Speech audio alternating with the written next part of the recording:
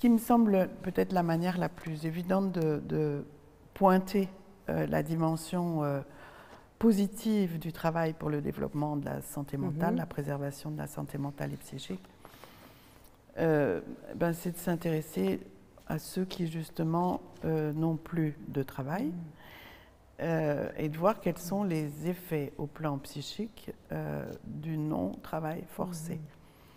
Et c'est la raison pour laquelle on s'est dit avec des collègues, il faut qu'on aille voir du côté... bon, j'avais déjà travaillé sur la placardisation, donc déjà ça me donnait un peu des indications sur le placardisé, contrairement à la représentation commune du placardisé, placard doré, le plaisir, le bonheur, le paradis, être payé à ne rien faire, que peut-on rêver de mieux? Non, c'est terrible. C'est terrible d'aller travailler tous les jours pour ne pas travailler.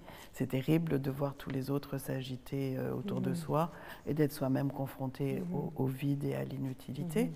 D'autant que très très vite on est débranché des autres, parce que quand les autres n'ont plus rien à nous demander, quand il n'y a plus de matière à échanger, en fait on n'existe plus, on est débranché véritablement. On est vraiment mis à l'écart, hein.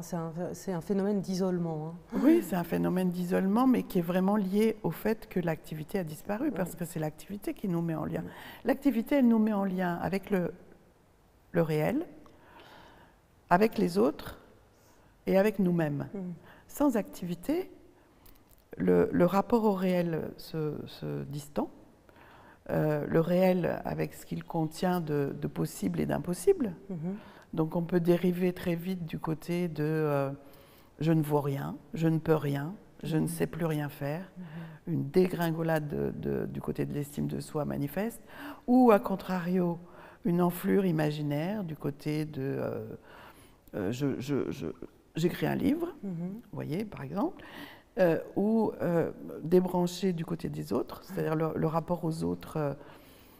Les chômeurs disent ça souvent, c'est très compliqué de soutenir les relations aux autres, les dîners avec les amis, ou les rencontres avec d'autres, quand les échanges portent toujours ou commencent toujours par « Et toi, qu'est-ce que tu fais dans la vie ?» Et puis le rapport à soi aussi est débranché d'une certaine manière par le défaut d'activité, parce que c'est dans l'activité qu'on fait l'expérience de ses capacités et de ses potentialités.